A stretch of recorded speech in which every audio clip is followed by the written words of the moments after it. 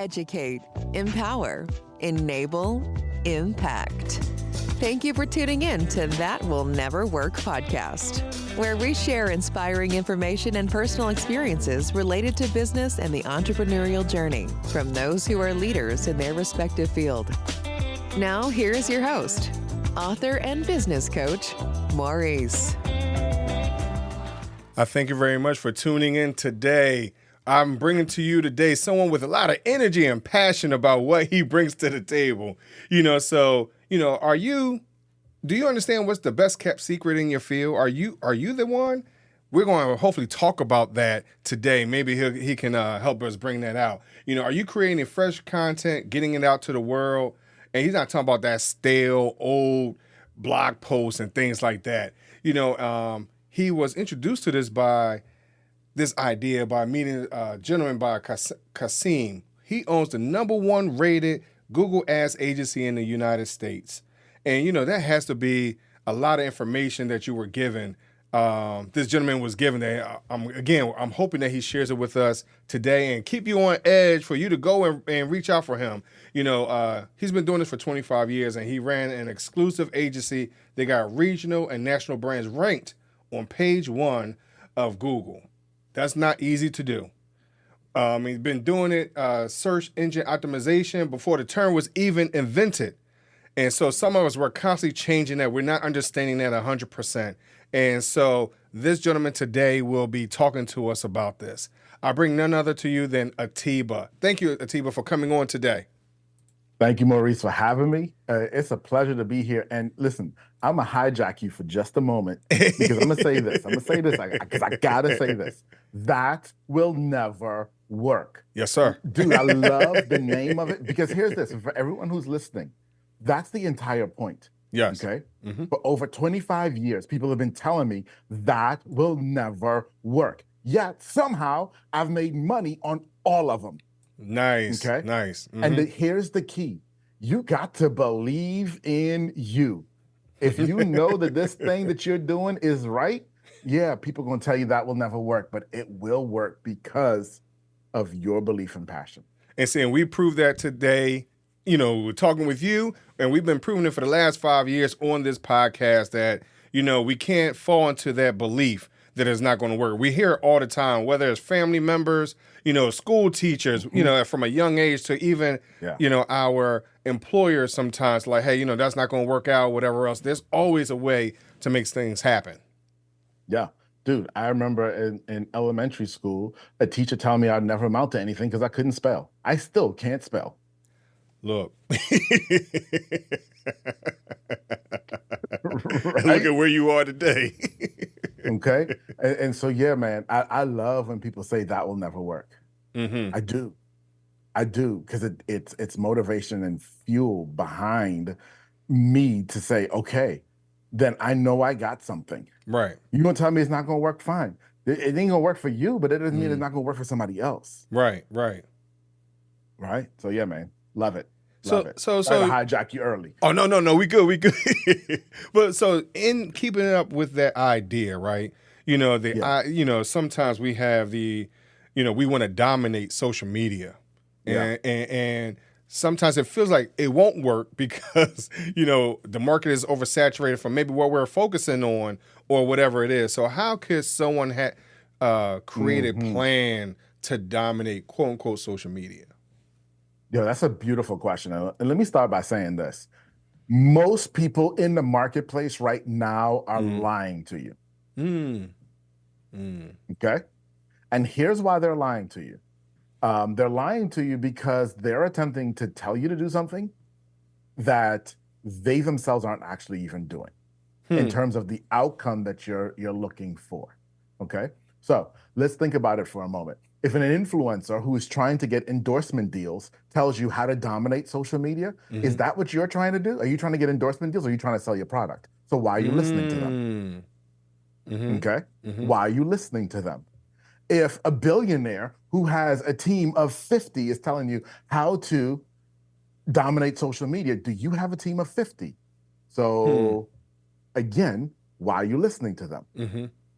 Okay? So That's the first thing I want to say. Everyone is bombarded, and I know because I remember 2 years ago when, and I'm not going to call his name, okay? But I was in the room when he launched his social media domination package, and he's got one of the biggest ones out there. Right after Gary V. I will say Gary's name, but this other guy, because I'm going to say not nice things about him. He launched it, and I talked to him after, and then I went to his launch thing, and I realized because of what I was doing, dude, 99% of the people on this call cannot accomplish any of this. It just can't work. It just can't. So now let's talk about what can work. Let's talk about what can work for you as a small business owner, someone who's still possibly working a 9 to 5, looking at your side hustle or the thing that you want to become your main hustle, and you're trying to grow a business, and someone's telling you, yo, go dominate social media. And you're thinking, how? Let's talk about how. Let's talk about how, and let's talk about what it really, really means, okay? Right. All right, so number one, it means this first and foremost. You got to, number one, be obsessed with your audience. You got to know who you're serving. You're not serving the entire world. You're not trying to get 50,000 likes. Who cares if you get 50,000 likes and nobody buys anything? You cannot pay the mortgage with likes in 2024. It doesn't work, right? Right. Who your customers are. Know who your customers are. Know why they want to work with you. Know the pain points that they have, and you're going to talk directly to those. So that's your content strategy right there. Okay. Now within that, you'll be able to do different buckets of content that you want to talk about, right? Now it doesn't all have to be about your product. Some of my best stuff, Maurice, my travel posts. Really? People love my travel posts. I travel all around and I meet people like, oh my gosh, your travel post. Yeah, they get endeared to my travel post and then they watch the rest of my content. Right? So it doesn't all have to be about your product and service. Right? People want to get to know you. Right. Okay? Right. Right? Now, we start there. Then find a channel. A channel where your customer is. Are they on Facebook? Are they on LinkedIn? Are they on Instagram? Where are they? Figure out how to create content for that channel that resonates with your customer, create it, and then post it everywhere else. Nice. And yes, I said it, post the same thing everywhere else. Nice. Okay? Yep. Now, but it won't do well on Instagram if, what did well on Facebook. Yeah, I know. But you also don't have the time right now to go create 5 different posts. You're right about that. You're right about that. You don't. Okay. And so what? It didn't do well, but you're there. And now that gets to domination. That gets to the place where people are seeing you everywhere. But what you're doing is you're being very focused. Even though people are seeing you everywhere, you're being very focused on who you're talking to, what you're talking to them about, and optimizing that for the channel where they are the most. That's where you start today with content domination. So one of the things I want to kind of backtrack for a moment, because you touched it on multiple times throughout what you had just mentioned. You talked about you taking a trip, right? Your travel time. And a lot of times people take a look at those type of things and they equate that to success, right? And so I'm just going to add like the average person. You know what, Atiba? You're going to Punta Cana, you're going to Jamaica and things like that, right? So they equate it with success. So now I am going to follow you. I'm going to mimic what you're doing, but I don't always know, as you just stated also, I don't know that you have a whole team behind you. So how would you encourage someone to kind of work within their limits? They can create the same type of content, but even just work within their limits to achieve the same type of success, quote unquote. It's a great question. And what I'll say to you there is you have to be honest with yourself. Okay. So I have a friend, and this lady is a genius. Like, it doesn't matter what the situation is, she can turn it into a piece of content. And she's pulling out her phone, snapping a picture, taking a video and posting it right away. And she is just like churning content. So she knows I'm creating content in these different pillars, and she looks for it everywhere in her life. Yo, I'm not like that. Okay, I'm not.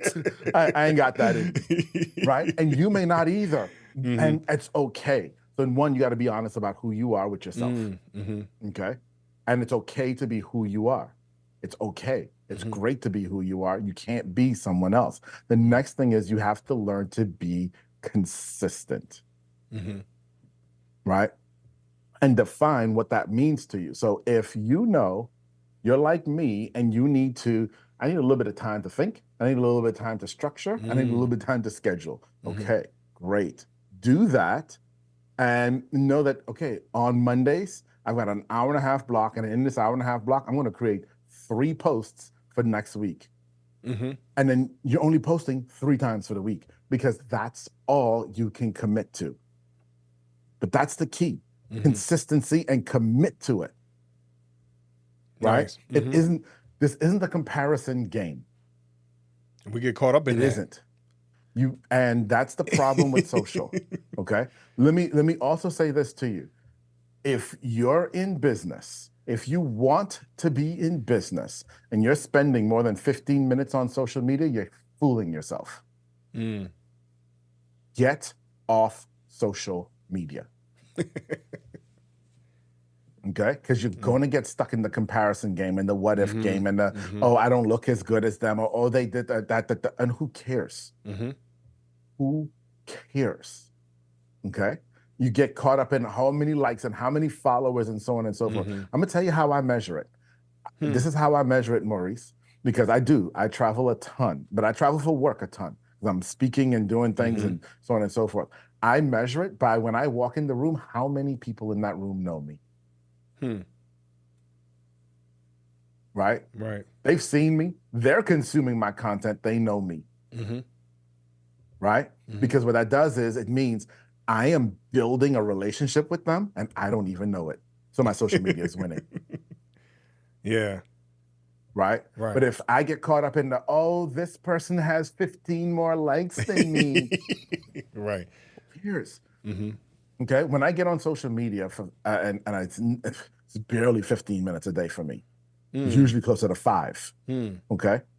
I am not reading anything. I am scrolling, sometimes for inspiration, and I'm usually watching the ads. Yes, I get on social media to read ads.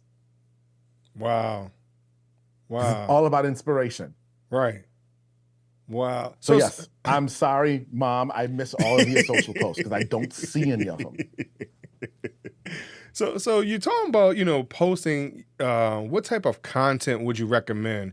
Because some people are really adamant about video, but if I'm only able to do a photo here and there or something like that. So what would you recommend to someone, whether it's video versus a static photo? Yeah, it's a great question. And so number one, full disclosure, I'm a video first guy. So, you're going to hear me say video, and then you'll go to my social feed and you'll say, oh, you got a lot of stuff that's not video. Yeah, because it is not. It's video first, but it's not video all the time. Right? And almost everything that is a static post of mine now came from something I said on a video before. Okay. The follow-up. And we're just repurposing the content. Okay. And so, yes, if you can create video, because every platform loves video. So there's a balance that has to exist, right? And there are really 3 sides, which is really hard to balance. So there is, what does your consumer want to consume? Do they want to read? Do they want a picture? Do they want a video? What do they want? That's super important. What can you produce easily? Super important. And what does the platform prefer? Those 3 have to come into alignment with each other. Wow. Okay. I understand. Right? And that should be what governs, and the platform's preferences should be the last thing you consider. Okay. Because if your audience loves images, then the platform will know that as well, even though overall they may prefer video. And how do you know what does your audience love? You test it. You put stuff out and you see what people react to the most. Right. So test it. So when it comes to video, what would you recommend as the recommended length? Because because you had mentioned take one video and put it, or one ad or whatever it might be, and put it on everything, right? But we all know that each platform has different lengths as far as videos go, and it could be very confusing. So how can we focus that down, niche it down, so we can fit it any and everywhere? Yeah. So the answer is underneath a minute fits on everything. Okay. So if you're going to go omni-channel with it, under a minute fits everywhere, period. So that's always safe. Okay. That's always safe. And if you're going to do it under a minute, it needs to be portrait, not landscape. Yes. Lost my own. Yeah. You good. That the left, right, up, down. Man, hold the phone straight up. Right. Hold the phone sideways. Right. Okay. Right.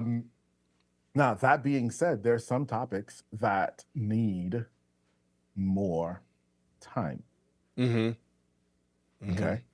And for those topics that need more time, then you may have to do a longer video, and you may have to recognize that, does the platform allow me to? And if it doesn't, then you have to be a little bit more creative on how you do it. Maybe you do 3 separate posts and you do A, B, C, and reference the next video.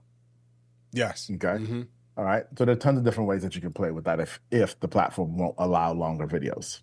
So when it comes to video editing, right? Because a lot of people are intimidated by that.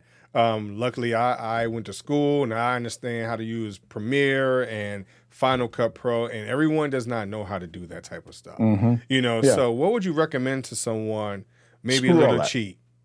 Screw all that. That's what I'd recommend. Screw all that. Okay? Screw it all. Seriously, because all it is a hindrance to you actually getting the job done. And that's the thing, Maurice, that we never want. And that's what I don't want for you, audience, who's listening to us as well. Don't put roadblocks in your way that don't need to be there. So shoot the video on your phone, okay, and post it. In the very beginning, shoot the video on your phone and post it. Yeah, but Atiba, I said, you do that in normal life anyway. Right. People are used to you talking that way. It's okay. Shoot the video and post it. Okay?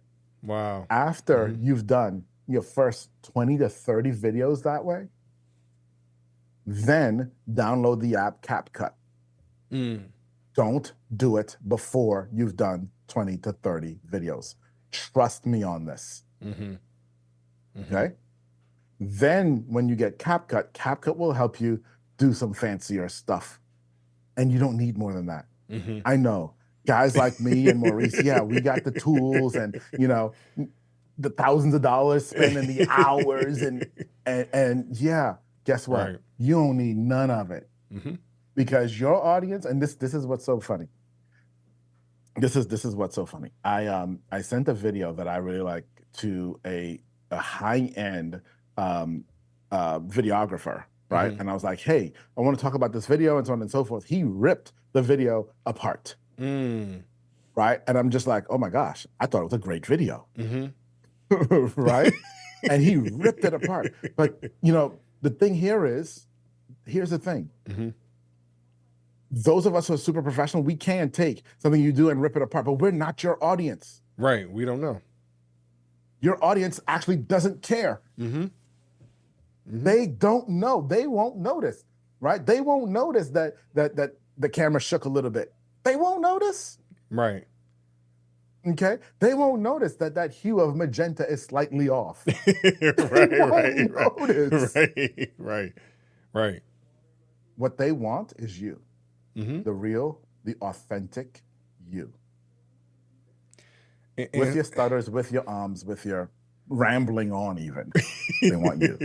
So I'm listening to you, right? You know, you're talking about getting over whatever your stumbling blocks are.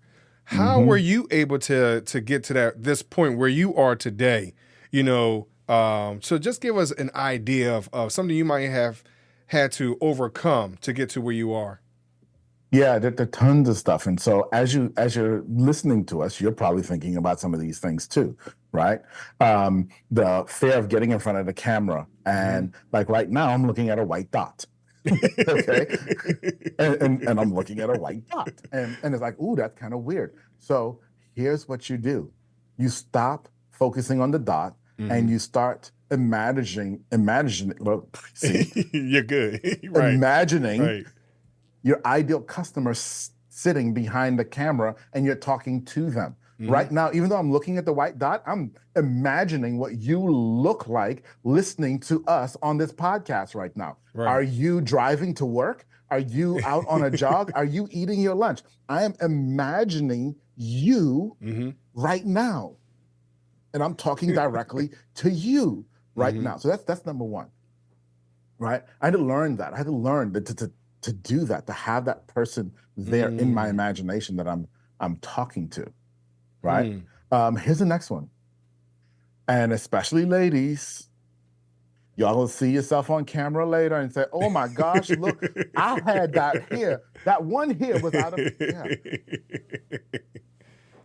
Listen, I've been on camera since 2007. I still don't watch my own videos. I know that's right. Okay. I film them and I send them to the team. I do not watch my own videos. And I strongly suggest you don't either. Film it, upload it. That's why I said those first 20 to 30 videos. Don't do any editing. Right? Because if you edit, you're going to watch yourself and you're going to critique. Right. Trust me, I know what I'm saying when I said this. Just post them. Just post them. Wow. Okay. Right. And then the last one is all about the technology. Right. So we talked about the video editing, but then you get into lighting and you get into the camera. Listen, the camera in your pocket or your purse right now, that phone that you have is perfect for shooting video. Okay. Oh, but my lighting is so bad. Great. Go outside and stand under a tree. Seriously, on a sunny day, go outside, stand under a tree. That's the best lighting you're going to get. Okay? And do it in an environment that's not too noisy in the background. But heck, even if it is, people will understand. Yes, you're they will. outside. Most definitely. Yeah. Most definitely. Wow. Wow. Atiba, thank you very much for coming on today. Listen, how can someone get in touch with you so that you can coach them through getting over these humps and even understanding video and what this, just these simple little things, because you make it sound so simple. So how can they get in touch with you and you can coach them through this? Yeah. So let me be blunt and honest. It is simple. We overcomplicate it in our minds. Okay. There's nothing hard. It is simple. Right. And I probably brought up a whole bunch of questions. Excuse me. A whole bunch of questions for you today, and more than I probably answered even. And so here's what I want you to do. I want you to go to meetatiba.com. That's meet, A-T-I-B as in boy, A.com. That's going to take you directly to my LinkedIn. When you get to my LinkedIn, don't hit the follow button. Find the connect button, hit connect, which will allow you to send me a message. Tell me you saw me here on Maurice's show. That will never work. Tell me you saw me here. Ask me your question. I want to answer your question. That's cool. That's cool. The information will also be in the show notes, the show description. So so is there anywhere else you want them to meet up with you on, whether it's your website or just on LinkedIn? No, I want to talk to you. Okay, good. Listen, good. Because you can go to my website and read off, but I want to talk to you. Okay. All right. You've listened to us for the last 25 minutes. Now I want to hear from you. Seriously, let's connect. One-on-one, me and you. Cool. Cool. I appreciate that. I appreciate that offer. So, Atiba, thank you very much for coming on. But before I let you go, I have to ask my world famous question that I ask everybody. My would you rather question, right? Would you rather choose 3 doors or a fork in the road? 3 doors or a fork in the road? I'll go with the fork in the road. Why the fork in the road? I would go with the fork in the road because it's less options. And you get to choose one or the other and hey, go. Nice. Right? Because at the 3 doors, see, the confused mind makes no decision. And so if you're sitting with 3 doors, that adds to your level of confusion and slows down your decision-making process. But if I got a fork in the road, right, and I decide, hey, I'm going left, and I go left, and I go left quickly, and I realize it's wrong, I can backtrack and go right. Right? But if I go 3 doors, and I go door number 1 after I procrastinate, it doesn't work, and I come back through, and I'm sitting there, I still got to decide which door to go to. Now I'm back at the fork in the road. So let me just go ahead and eliminate one option. I'm going to the fork. Cool. I appreciate that, man. Thank you very much. And thank you for coming on today. Appreciate it. The pleasure was all mine, brother. Sure, thank you. And continue to listen to That Will Never Work podcast. Thanks for listening. Find us on social media at Chisholm Group LLC and check back weekly for new episodes. Until next time, that will never work, or will it?